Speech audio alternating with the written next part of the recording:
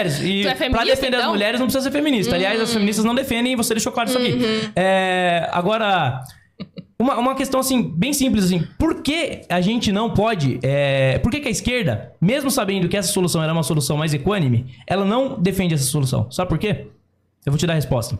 É porque enquanto você tiver uma massa de manobra para usar, enquanto isso der vantagens políticas, você vai continuar insistindo no modelo que divide mais. Então você vai dividir sempre negro contra branco, vai dividir homem contra mulher, vai dividir gay contra hétero, rico contra pobre. Por quê? Porque se você estimula e incentiva essas divisões, você consegue manipular as pessoas, você consegue arregimentar pessoas que muitas vezes têm ressentimentos por conta de preconceitos sofridos e você consegue obter ganhos políticos. E na prática, quando a esquerda chega no poder, ela não resolve os problemas. Que é, por exemplo, a questão da moradia. Você tem a esquerda sempre com o discurso de que o pobre tem que ter acesso à moradia. Quantos governos de esquerda nós já tivemos no poder? Quantos governos Lula? Quantos governos Dilma? Vários. Resolveram o problema? Não. Pelo contrário, o presidente que mais deu títulos de propriedade para pessoas que não tinham propriedade foi o presidente Bolsonaro, que era de direita. Ou seja, para a esquerda não é conveniente resolver o problema da inclusão racial e social. Porque se eles resolverem esse problema, acabou a militância. Eles precisam continuar estimulando o ressentimento, precisam continuar muitas vezes demonizando as pessoas brancas e colocando branco contra negro, porque dessa forma eles obtêm ganhos políticos. E você, querendo ou não, você contribui com essa narrativa quando você defende uma cota racial, sendo que a cota social é mais justa, mais fácil de se averiguar e gera menos problemas sociais. Tá. Em relação a eu estar contribuindo para uma espécie de narrativa e tal... A questão é que eu já escutei isso, inclusive, de pessoas de esquerda. Então, por exemplo, tu acha que se em algum momento eu estiver concordando contigo, porque eu acho que tu tem os melhores argumentos, logo eu estou contribuindo para a nefasta ideologia e narrativa de direita? Pra mim isso é completamente irrelevante. Nefasta, mas você estaria contribuindo e eu estaria contribuindo. Tudo bem, a questão é que... Eu não vou determinar os meus posicionamentos a partir de que narrativa eu estarei alimentando ou não, desde que ela não esteja ou não contribuindo para a sociedade. Então a questão é o seguinte, o meu posicionamento, ele depende das melhores evidências e argumentos em relação aos benefícios na sociedade. Independentemente disso estar contribuindo para a nefasta ideologia de esquerda, no caso, que você acabou de apontar. O meu posicionamento se baseia em um estudo científico que você pode conferir e que você, inclusive, continua se mantendo contra, dizendo que necessariamente foi encomendado. Revisado por pares? A questão é... Sim, é revisado. Eu vou te passar isso. Porque a questão é o seguinte... Toda vez que eu apresento um argumento lógico, você me pede um argumento científico. Eu trago o argumento científico e daí você diz que é encomendado. Ou seja, você continua fugindo na obscuridade retórica para não aceitar quando algo é objetivamente discordante e divergente do seu posicionamento. Esse é meu ponto. E sobre ressentimento, eu concordo que a esquerda alimenta ressentimento, mas isso também não necessariamente invalida a necessidade das cotas e de modos de reparação histórica. Em relação a maioria dos negros concorda comigo.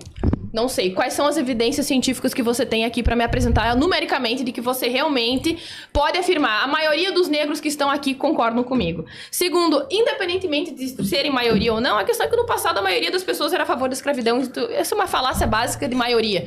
Então não é porque a maioria das pessoas concorda que necessariamente isso tá certo. Tá, eu quero deixar claro aqui que você cometeu duas mentirinhas aí no seu argumento. Um argumento é a questão dos concursos públicos, por exemplo, são concursos públicos que muitas vezes só existe a cota racial e, nesse caso, pessoas por faixa de renda acabam não entrando. E a questão de que pessoas abastadas financeiramente não podem ter acesso à cota racial, mentira também, elas podem ter acesso. Ou seja, muitas vezes apenas por ser negro, uma pessoa que teve uma condição financeira boa, vem de uma família boa, acaba tendo acesso à faculdade pública, enquanto o pobre acaba tendo menos acesso porque você não teve uma ampliação da cota social.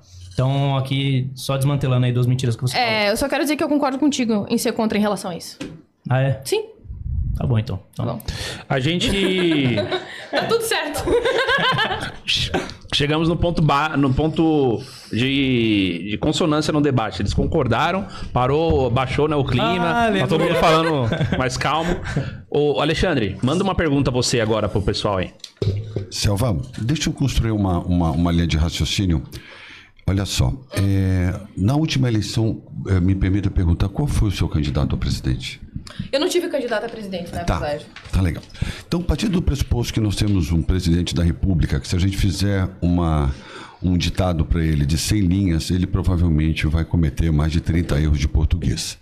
Nós temos um presidente ignorante e nós temos um nível de reprovação assustador entre os mais novos, 10 a 12 anos, né?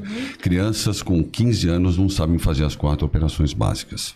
Com todo respeito às divergências de sexos, a toda essa nova ideologia de gênero, o que faz você acreditar que essa nova geração vai ter capacidade de absorver todas essas novas nomenclaturas? Por exemplo, você disse aqui dois novos Cissexual e transexual. Me perdoe, eu nunca tinha discutido cissexual. Cissexual? Não. É uma pessoa normal, digamos assim, que nasceu com... O que está na... Você é um preconceituoso, cara.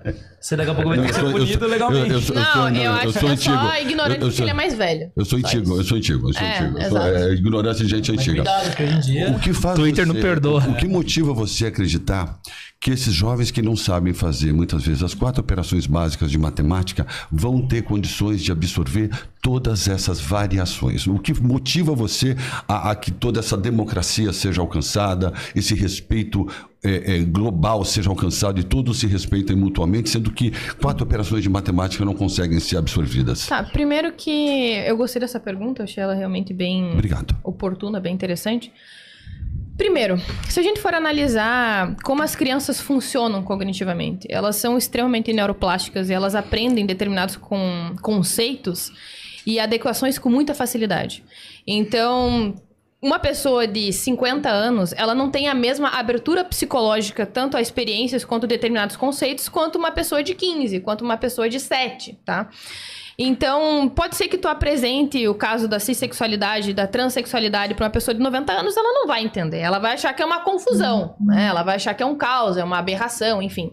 Se tu apresenta isso para uma criança, ela vai ter uma facilidade muito maior de absorver esse conceito. Da mesma forma que homossexualidade. Hoje em dia, se uma criança vê um casal homossexual, ela vai dizer, tá, ok, tchau, vou lá brincar no meu parquinho. Ela simplesmente não liga. Porque ela tem abertura cognitiva e experiencial para lidar com isso. Então, eu diria que essa é uma das principais razões que me levam a crer que sim, as crianças e tanto adolescentes, elas vão ter uma facilidade para lidar com essas variações. Agora, eu não tenho uma garantia de que isso vai ser bem aplicado institucionalmente em relação a, por exemplo, educação sexual nas escolas. Eu não tenho a garantia de que isso vai ser bem aplicado, mas eu penso que a gente precisa ter sempre ideais de aplicação para que eles sejam usados como um objetivo a ser seguido e, portanto, aplicado.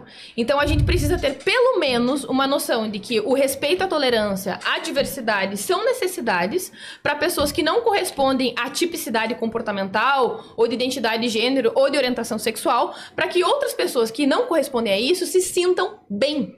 Certo? Que elas se sintam acolhidas, que elas se sintam à vontade para se expressar, para estudar, para que não sejam expulsas de casa, para que elas não passem por bullying. Inclusive, recentemente teve um caso que foi bem chocante, talvez tu conheça, de um guri de 13 anos que estava sofrendo bullying na escola. Um guri típico, tá? É pardo, mas heterossexual, aparentemente, enfim. E que os colegas de sala de aula dele começaram a pular nas costas dele. E ele passou dias e dias sentindo falta de ar. Ele foi pro hospital umas 5 vezes e ele não resistiu, porque não fizeram nenhum tipo de exame nele. Tá? Então foi um caso extremamente grave. E veja que não faz muito tempo, inclusive na minha própria geração, que ninguém falava sobre bullying, né? Ninguém ligava pra isso, era simplesmente uma piada. Então, se uma pessoa apanhava, se era humilhada, se ela era perseguida sistematicamente por determinados grupos, ninguém ligava. Os pais não ligavam, os professores não ligavam, as autoridades não ligavam. Hoje em dia, a gente liga e a gente considera isso como um escândalo. É inadmissível. E veja que, apesar dessas operações básicas ainda não serem bem ensinadas, a gente tem a devida noção da necessidade de ensinar nas escolas. O bullying é inaceitável. E eu acho que isso também se aplica a essas outras perguntas que você fez. Então a sua sugestão é que as crianças aprendam isso naturalmente? Naturalmente, não, porque elas não têm a devida capacidade técnica para filtrar bem as informações. Mas eu penso que elas precisam aprender, sim, sempre de modo cientificamente mais acurado e não ideologicamente corrompido. Tá bom, obrigado.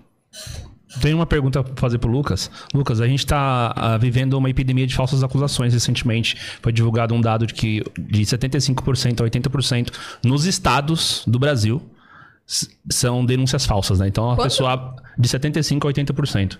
De estupro? Tudo. Abuso, assédio, violência. Tudo junto, tá. Então, assim, é tudo junto. No caso, são BOs falsos. Vou dar um exemplo do cara que, enfim, é figura pública, posso falar, né? O Nego Di